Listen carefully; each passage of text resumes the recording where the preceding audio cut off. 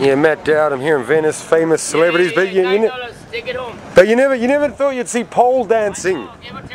Let me check this out. I just heard this is one of the things in Venice that you don't expect, but then that's what it's all about. Like, gee, flights to Vegas, I'll go both ways for $18, y'all. And there it is. The I'll go to Vegas with the pole dancing stripper, and there she is, y'all, right in the middle of Venice. We've got the lovely pole dancing. And where's Tony Vera when you need him, y'all? Where is Tony Vera when you need it? Alright, some full-on pole dancing, like you don't get this close.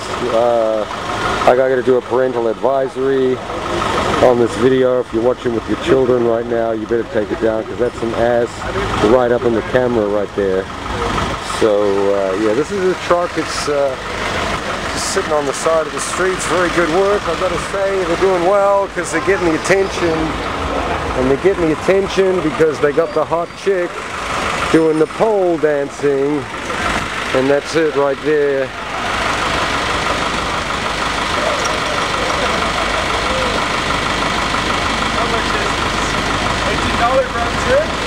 Go both ways, y'all. You got to go both ways.